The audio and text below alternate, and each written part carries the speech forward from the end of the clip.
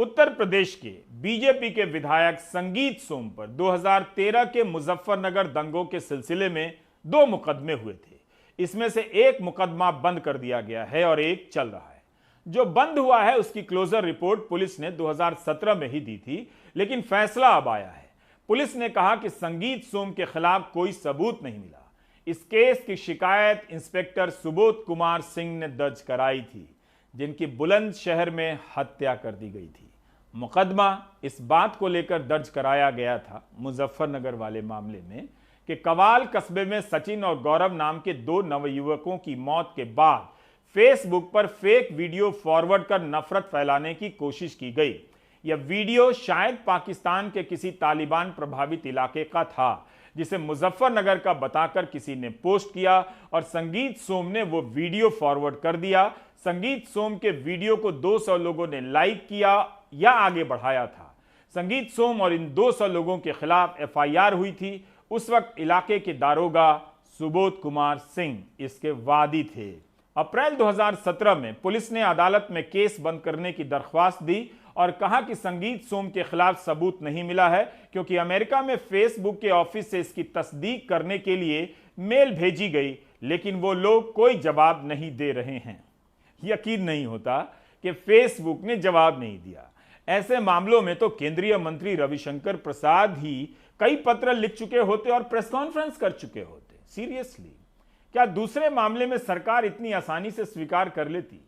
फिर फेसबुक क्यों कहता है कि वो भारत के कानूनों का पालन करेगा?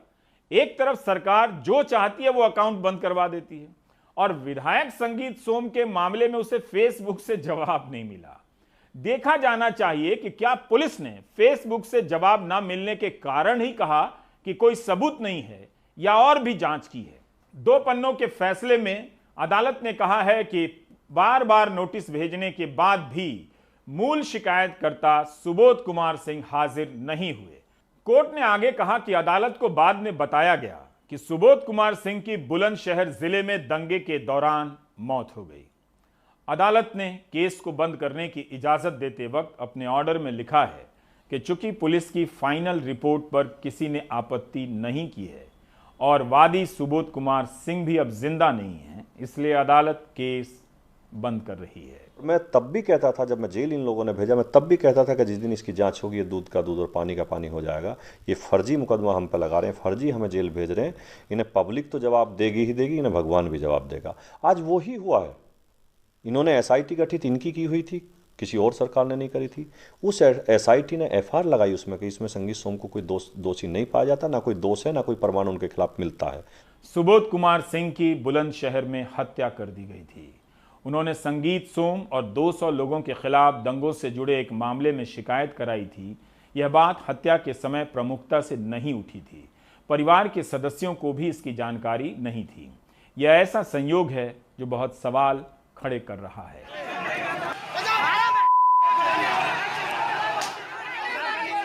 यह वीडियो दिसंबर 2018 के हैं।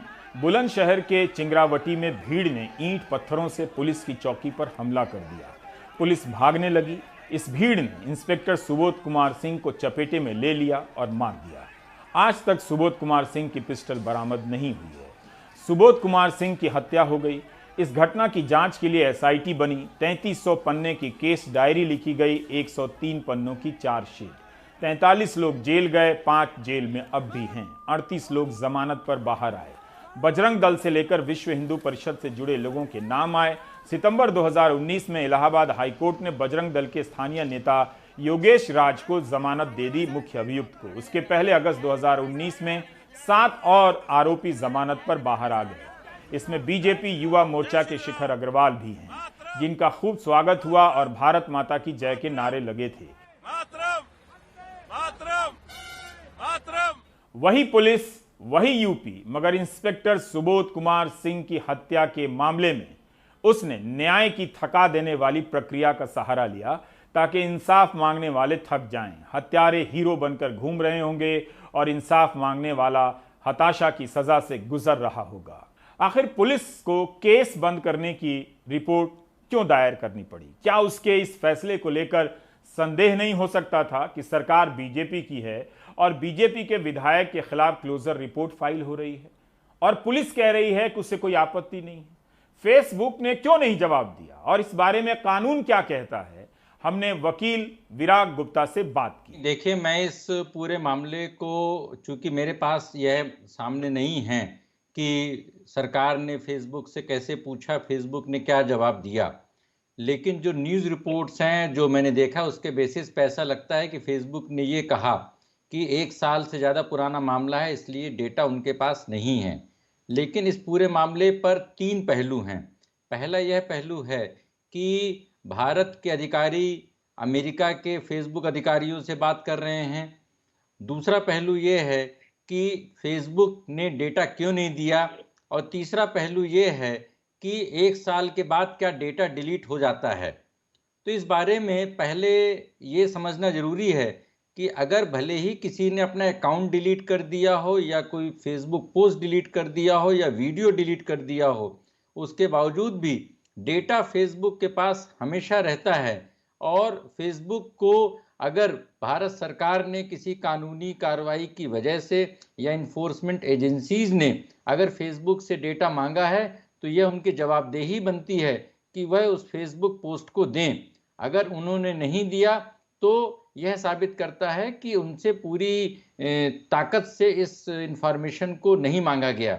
इसमें यह भी समझना जरूरी है कि जो वाकया हुआ, वाकया होने के उसी साल के भीतर इसमें मामला सुप्रीम कोर्ट भी गया, इसमें एसआईटी भी बनी और इसमें जुडिशियल कमीशन भी बना। इसलिए यह समझना जरूरी है कि 1 साल के भीतर ही जानकारी मांगी गई होगी, और फेसबुक ने जानकारी क्यों नहीं दी, मैं समझता हूं कि कानून सम्मत नहीं है। फेसबुक, गूगल या ट्विटर अपनी एनुअल रिपोर्ट निकालते हैं जिसमें वो बताते हैं कि सरकार के कहने से उन्होंने बहुत सारी जानकारियां दी, और दूसरे मामलों से भी समझ में आता है कि जब भी ताकत से जानकारी मांगी जाती है तो फेसबुक जैसी कंपनियां देती हैं। अभी जो नए प्रपोज्ड जो अभी आईटी रूल्स अभी नोटिफाई हुए हैं उसके हिसाब से भी इन कंपनियों को जो सोर्स है जो पूरी किसी सूचना का वह देना जरूरी होगा, और जानकारी देना तो आईटी एक्ट के हिसाब से पहले भी जरूरी था।